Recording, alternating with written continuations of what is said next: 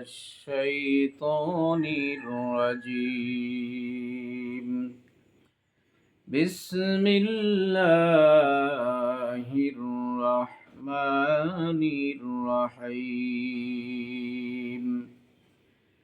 বিতাড়িত মরদুর শয়তানের ওয়াসওয়াসা থেকে আল্লাহ রাব্বুল আলামিনের দরবারে পানা চাচ্ছি। শুরু করছি দয়াময় অতি দয়ালু আল্লাহ রাব্বুল আলামিনের নামে। আজকের আলোচনা হলো পবিত্র কালামুল্লাহ শরীফের সূরাতুল বাকারার 127 নং আয়াত থেকে আমরা তাফসীর শুরু করব। হযরত ইব্রাহিম আলাইহিস সালাতু ওয়াস সালাম পবিত্র কাবা ঘর নির্মাণ করেছিলেন এবং এরপরে আল্লাহ রাব্বুল আলামিনের কাছে তার কি আপিলগুলি ছিল সে কথাগুলি আল্লাহ রাব্বুল আলামিন এখানে বর্ণনা করেন। আমরা ধারাবাহিকভাবে শুরু করছি। وَإِذْ يَرْفَعُ إِبْرَاهِيمُ الْقَوَاعِدَ مِنَ الْبَيْتِ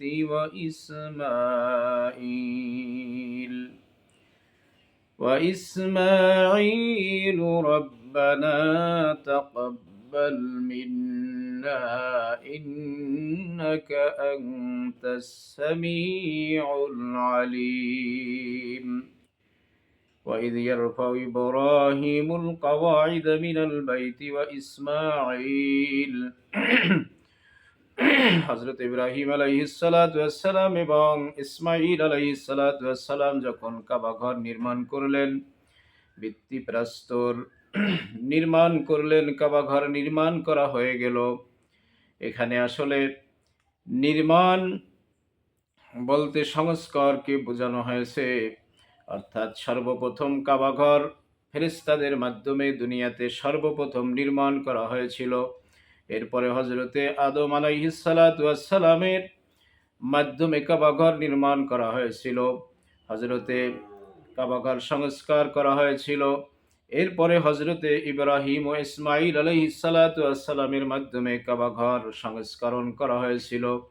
কাবা ঘর সংস্করণ করার পরে হযরতে ইব্রাহিম আলাইহিস সালাতু ওয়াস সালাম রব্বুল আলামিনকে বললেন, রব্বানা তাকাব্বাল মিন্না ইন্নাকা আনতাস সামিউল আলিম।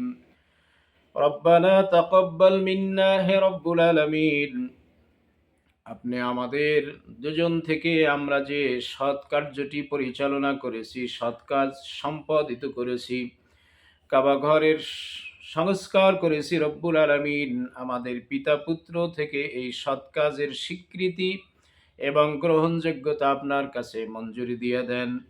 আসলে এখানে লক্ষণীয় হলো ভালো কাজ করার পরে আল্লাহ রব্বুল আলামিনের কাছে এই বিষয়ে দোয়া করা, রব্বুল আলামিন আমি যে ভালো কাজগুলি করেছি তোমার দৃষ্টিতে কাজগুলি যেন ভালোই হয়, তোমার দরবারে যেন কবুল হয়ে যায়। আমরা সেই ব্যাপারে আল্লাহ রাব্বুল আলামিনকে বলবো, সে কথাও আমরা আমাদের জাতির পিতা ইব্রাহিম আলাইহিস সালাতু ওয়াস সালাম থেকে শিখেছি। অর্থাৎ ইব্রাহিম আলাইহিস সালাতু ওয়াস সালাম মুসলিম জাতির খামাখাই পিতা হন নাই, অর্থাৎ মুসলিম জাতিকে তাকে দেখে অনেক কিছু শিখার বিষয় আছে। হযরত ইব্রাহিম আলাইহিস সালাতু ওয়াস সালাম কাবা ঘর সংস্কারের মতো এত সুন্দর কাজ পরিচালনা করে সম্পাদিত করে আল্লাহ রব্বুল আলামিনের কাছে দোয়া করতেছেন, রব্বুল আলামিন আপনি আমাদের থেকে এই শুভ কাজকে সম্পাদিত করেন, কবুল করে নেন।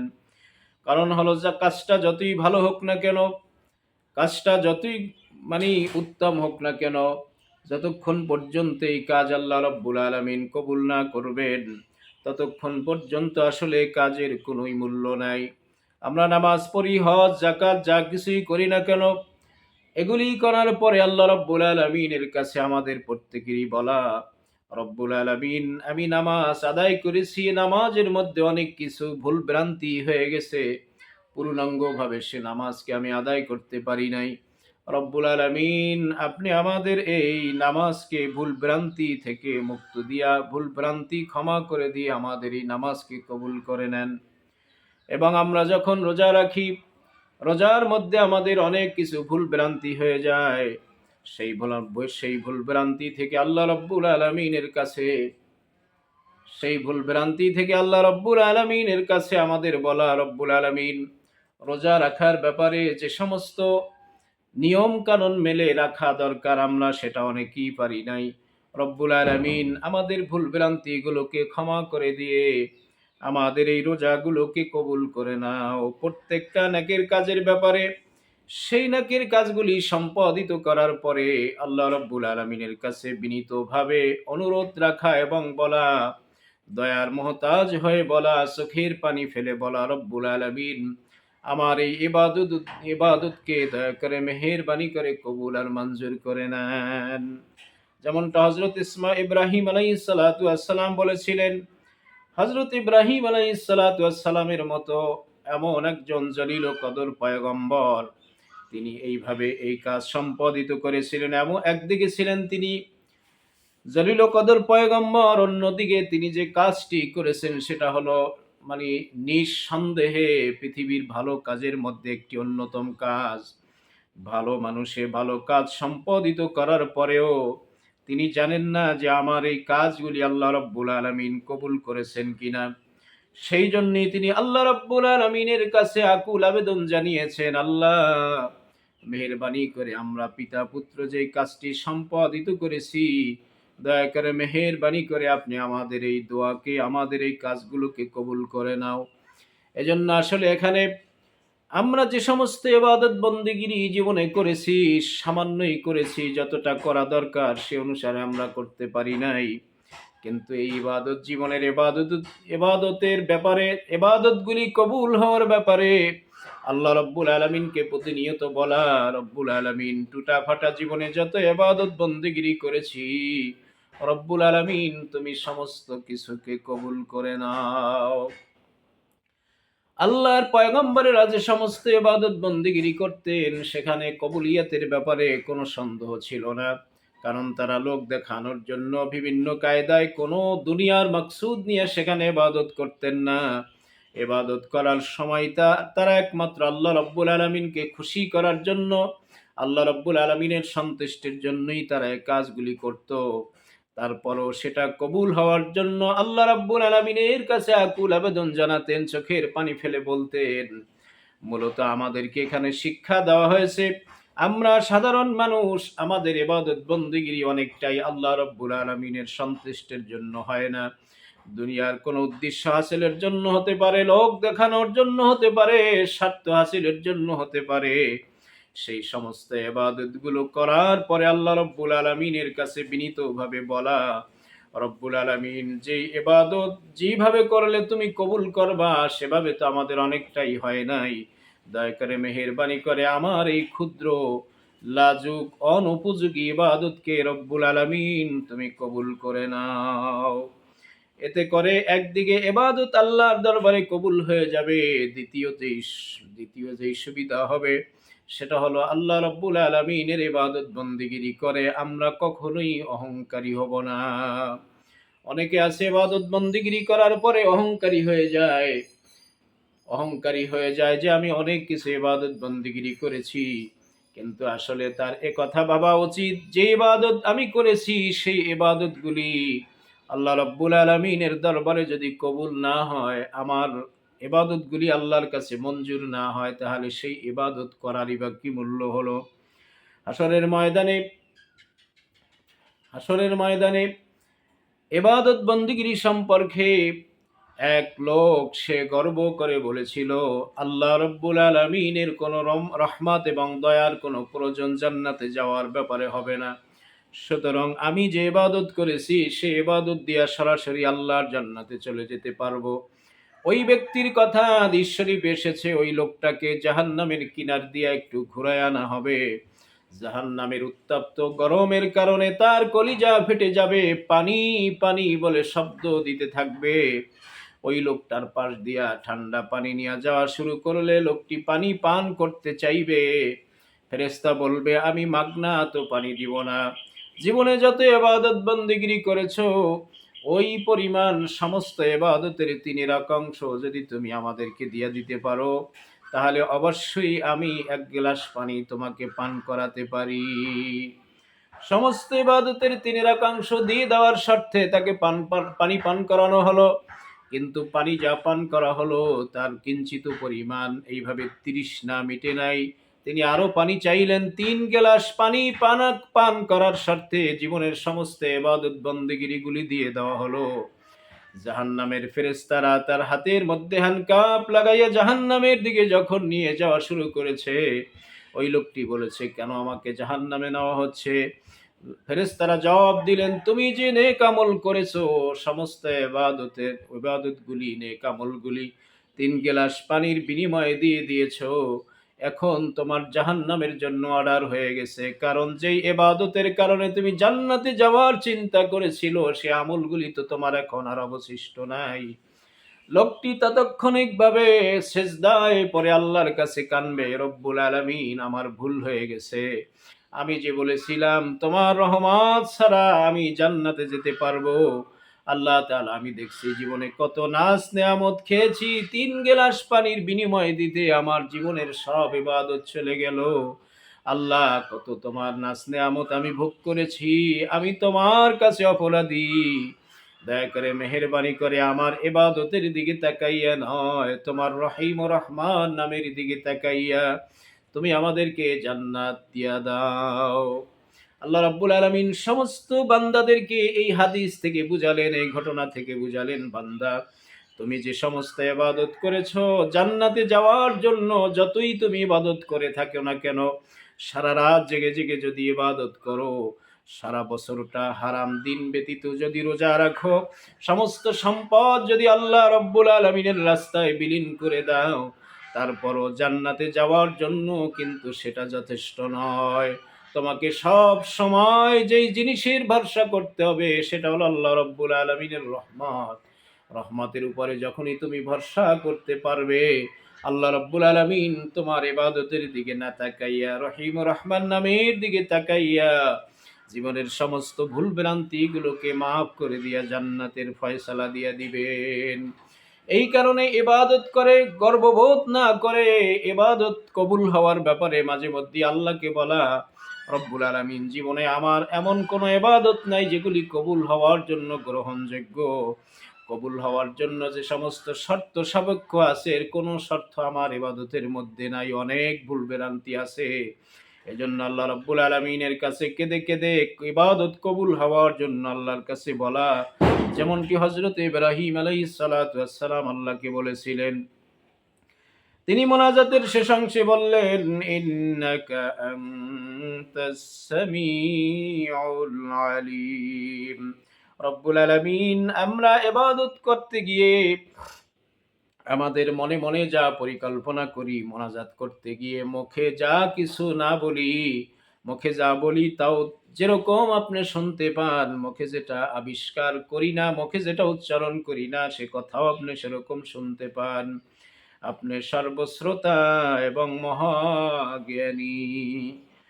দ্বিতীয় মোনাজাত হলো, রব্বানা ওয়াজআলনা মুসলিমাইনি লাকা ওয়া মিন যুররিয়াতিনা উম্মাতাম মুসলিমাতাল লাক। এমন একজন ব্যক্তি এই মোনাজাত করতেছেন যিনি শুধু নবী না, পৃথিবীর সমস্ত মুসলমানদের জাতির পিতা হিসাবে আল্লাহ তাআলা কোরআনে তাকে ঘোষণা করেছেন। এমন জলিল ও কদর আল্লাহর খলিলুল্লাহ, মহান জলিল ও কদর পয়গম্বর, তিনি মোনাজাত করতেছেন, রব্বানা ওয়াজআলনা মুসলিমাইন লাক। আল্লাহ, আপনি আমাদের পিতা পুত্রকে মুসলমান হিসাবে কবুল করে নেন।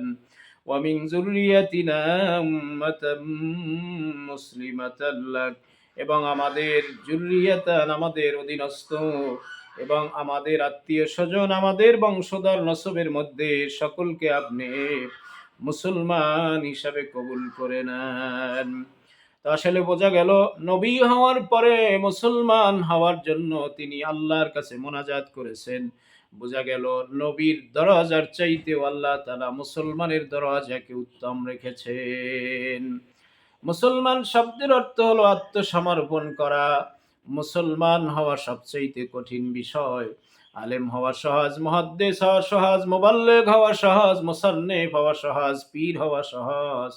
এইভাবে করে ডক্টরেট খাওয়া সহজ, সমস্ত দিক থেকে অর্জন করাটা সহজ, কিন্তু একজন মানুষকে খাঁটি মুসলমান হিসাবে খ্যাতি অর্জন করা আল্লাহর কাছে এটা হলো সবচাইতে বড় কঠিন। এজন্য সেই কঠিন বিষয়কে আল্লাহ রাব্বুল আলামিনের কাছে ইব্রাহিম আলাইহিস সালাতু ওয়াস সালাম বললেন, রব্বুল আলামিন আমাদের পিতা পুত্র উভয়কে খাঁটি মুসলমান হিসাবে কবুল করেন এবং আমার বংশধরকেও মুসলমান হিসাবে কবুল করেন। وأرنا مناسكنا وتب علينا إنك أنت التواب الرحيم। কাবাঘর সংস্করণ করে ওই কাবাঘরের আবাদকারীদের জন্য এই দোয়াটা হলো তাদের জন্য। আল্লাহ তাআলা বলছেন হযরত ইব্রাহিম আলাইহিস সালাম বলছেন আল্লাহ রাব্বুল আলামিনের কাছে ওয়া আরিনা মানাসিকানা ওয়া তুব আলাইনা। রব্বুল আলামিন আমাদের জন্য এই কাবাঘর তওয়াফ করার নিয়ম কানুন পদ্ধতিগুলি আপনি আমাদেরকে শিখিয়ে দেন। ইন্নাকা আনতাত তাওয়াবুর রহিম। রব্বুল আলামিন আপনি তো তওবা কবুলকারী এবং দয়াময় অতি দয়ালু। আল্লাহ রাব্বুল আলামিনের কাছে তার তৃতীয় আপিল ছিল, মোনাজাত ছিল, আরজ ছিল, অ্যাপ্লিকেশন ছিল। রব্বানা ওয়াবআস ফীহিম রাসূলাম মিনহুম। রব্বুল আলামিন আপনি আমাদের মধ্য থেকে, আমার এই বংশের মধ্য থেকে এমন একজন নবী পাঠাবেন, ইয়াতলু আলাইহিম, যিনি আপনার কিতাবকে তাদের মাঝে পড়ে শোনাবে, আয়াতিকে আপনার কিতাবকে, ওয়া ইউআল্লিমুহুমুল কিতাবা, এবং মানুষদেরকে শিক্ষা প্রদান করবে, ওয়াল হিকমাতা, হিকমাত, ওয়া ইউযাক্কিহিম, এবং মানুষদেরকে পবিত্র করবে। এমন এক কিতাব তার প্রতি আপনি নাজিল করবেন, সেই কিতাব তার উম্মতের মাঝে, সর্বসাধারণের মাঝে সে তেলাওয়াত করে শোনাবে এবং সে হিকমত শিক্ষা দিবে এবং মানুষদেরকে পবিত্র করবে, মানুষদেরকে তাজকিয়া শিখাবে, মানুষদের আত্মা পরিশুদ্ধ করার জন্য তাদেরকে তালিম তরবিয়াত দিবে, মানুষ যাতে মানুষ হিসাবে পরিগণিত হতে পারে সেই কিতাবকে মানুষের মাঝে পড়ে শোনাবে এমন একজন রসূল আপনি আমাদের মাঝে দান করেন। ইন্নাকা আনতাল আজিজুল হাকীম। হযরত ইব্রাহিম আলাইহিস সালাতু ওয়াস সালাম বলেছেন, নিশ্চয়ই আপনি পরাক্রমশালী এবং মহাবিজ্ঞানময়। এখানে হযরত ইব্রাহিম আলাইহিস সালাতু ওয়াস সালাম পর পর তিনটা বিষয়ে দোয়া করেছেন।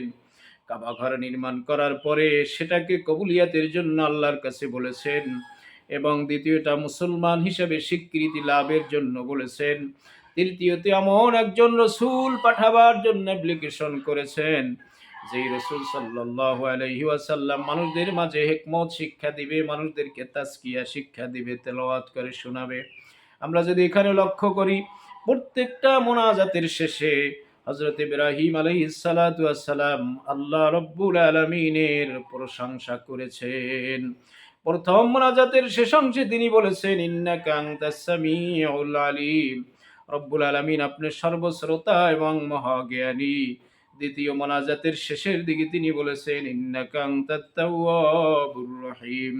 আপনি তওবা কবুলকারী এবং দয়াময় অতি দয়ালু। তৃতীয় মোনাজাতের শেষ অংশে তিনি বলেছেন, ইন্নাকা আনতাল আজিজুল হাকীম। রব্বুল আলামিন আপনি হলেন পরাক্রমশালী মহাজ্ঞানী। এখানে মোনাজাত করার ব্যাপারে আমাদের জাতির পিতা শিখালেন, তোমরা যখন আল্লাহ রাব্বুল আলামিনের কাছে কিছু চাইবে তখন সেই মোনাজাতের ভিতরে অবশ্যই আল্লাহ রাব্বুল আলামিনের কাছে প্রশংসা করবে, তার প্রশংসা করবে, তাহলে আল্লাহ রাব্বুল আলামিন এই দোয়াকে কবুল করে নিবেন। আল্লাহ তাআলা মোনাজাত সম্পর্কিত সর্বশ্রেষ্ঠ যেই সূরা, সূরাতুল ফাতিহা, সূরাতুল ফাতিহা আমরা নামাজের মধ্যে আল্লাহ রাব্বুল আলামিনের কাছে অনেক বিষয় অ্যাপ্লিকেশন করি। সেই সূরার প্রথমেও আল্লাহ রাব্বুল আলামিন শিখালেন, মানুষের কাছে যখন তোমরা কিছু চাইবে, বরং আল্লাহ রাব্বুল আলামিনের কাছে কিছু চাইবে, চাওয়াটা যার কাছেই হোক না কেন, সেখানে যেন প্রশংসা সম্মিলিত কিছু শব্দ তুমি সংযোজন করো। আমরা সূরাতুল ফাতিহার ভিতরে আল্লাহ রাব্বুল আলামিনের কাছে চাওয়ার আগে আল্লাহর প্রশংসা করি। আলহামদুলিল্লাহি রাব্বিল আলামিন। সমস্ত প্রশংসা বিশ্ব জগতের প্রতিপালকের জন্য।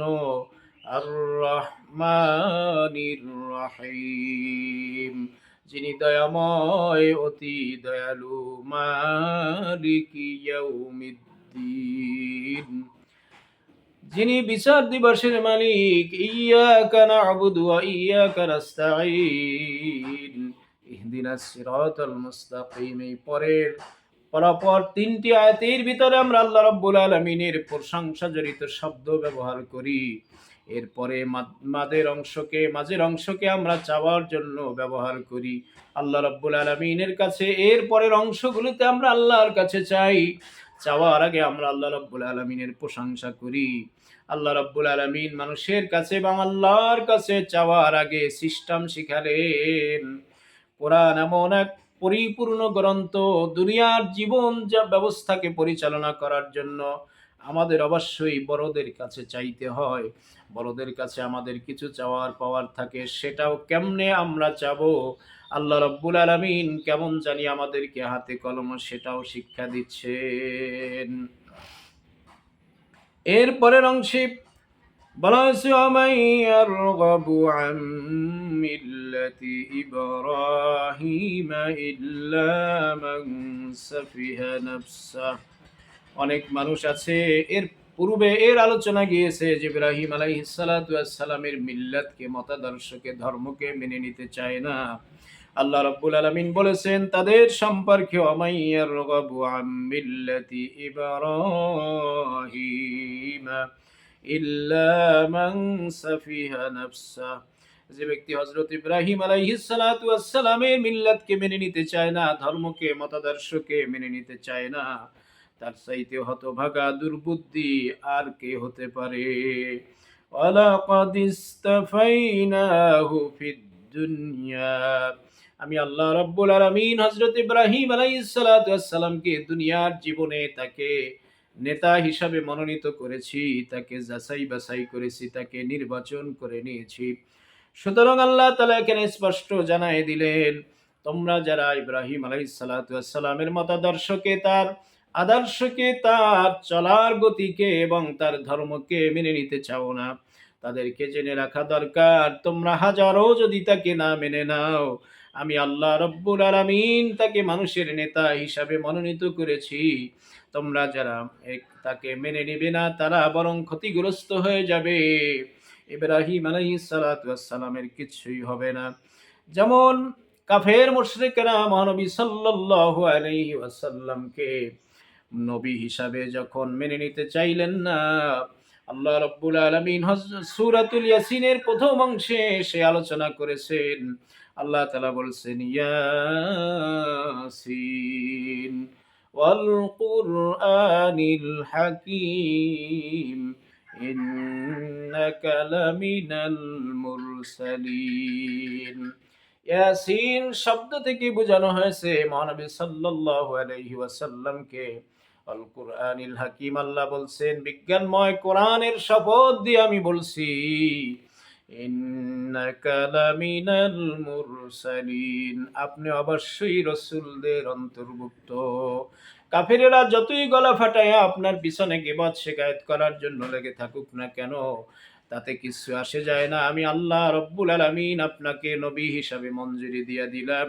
আমি আল্লাহ রাব্বুল আলামিন ঘোষণা করে দিলাম, আপনি অবশ্যই রাসূলদের অন্তর্গত। সুতরাং বিষয়টা হলো, সারা দুনিয়ার মানুষ যদি কোনো বিষয়কে না মেনে নেন, আল্লাহ রাব্বুল আলামিন সেটাকে যদি ঘোষণা করে দেন, কেউ মানুক আর না মানুক, আমি আল্লাহ মেনে নিলাম, আমি আল্লাহ ঘোষণা করে দিলাম, আমি আল্লাহর ঘোষণায় জয়ী হয়ে যাবে।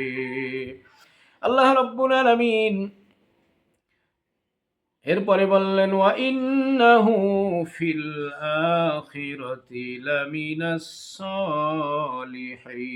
সালিহিন, এবং পরকালে তিনি অবশ্যই একজন সালিহিন, মুত্তাকিন, পরহেজগার হিসাবে আল্লাহ রাব্বুল আলামিনের দরবারে তিনি সম্মাননা পেয়ে যাবেন, সেখানে পুরস্কার পেয়ে যাবেন। আল্লাহ রাব্বুল আলামিন হযরত ইব্রাহিম আলাইহিস সালাতু ওয়াস সালামকে সম্পর্কে কত সুন্দর কথা বলেন। ইয ক্বালা লাহু রাব্বুহু আসলিম। ইব্রাহিম আলাইহিস সালাতু ওয়াস সালামকে আল্লাহ রাব্বুল আলামিন বললেন, হে ইব্রাহিম, তুমি ইসলাম ধর্ম তুমি সারেন্ডার করো, মুসলমান হয়ে যাও।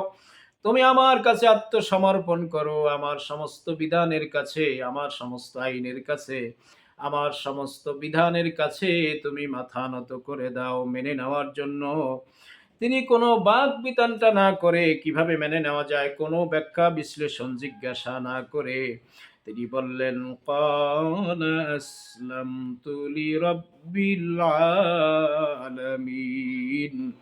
রব্বুল আলামিন তোমার হুকুমগুলি ইচ্ছায় অনিচ্ছায় আমি সব কিছু নির্দ্বিধায় মাথা পেতে সব স্বীকার করে নিলাম। আল্লাহ রাব্বুল আলামিন সমস্ত মুসলমানদেরকে, আল্লাহ তাআলার সমস্ত বান্দাদেরকে কথা দিয়া শিক্ষা দিতেছেন। ইব্রাহিম আলাইহিস সালাতু ওয়াস সালামের উপরে যত অর্পিত আইন কানুন ছিল, সব যেরকম তিনি আল্লাহর আইনকে মুসলমান হওয়ার স্বার্থে, আত্মসমর্পণ করার স্বার্থে সব মেনে নিয়েছিল, ঠিক তোমাদেরও প্রত্যেকটা মানুষকে আল্লাহর বিধানকে ইচ্ছায় অনিচ্ছায়, তোমাদের অনুকূলে প্রতিকূলে যেভাবেই হোক না কেন, আল্লাহ রাব্বুল আলামিনের আইনগুলির সামনে তোমাদের মাথা নত করে দেওয়া প্রত্যেকেরই দরকার। আল্লাহ রাব্বুল আলামিন বলেন ইসলামের বিধান সম্পূর্ণভাবে মেনে নিতে হবে। অন্যত্র বলেন, ইয়া আইয়ুহাল্লাযীনা আমানু দুখুলু ফিস সিলমি কাফা ওয়া লা তাত্তাবিউ খুতুওয়াতিশ শাইতান ইন্নাহু লাকুম আদুউম মুবিন। আল্লাহ রাব্বুল আলামিন বলেন তোমরা ইসলামের সমস্ত বিধানগুলি মেনে নিবে, তাহলেই তোমরা ইসলামের ভিতরে পুরাপুরি দাখিল হয়ে যাবে। আল্লাহ রাব্বুল আলামিন এখানে পরবর্তী আয়াতের অংশ বলেন, ওয়ালা তাত্তাবিউ খুতুওয়াতিশ শাইতান।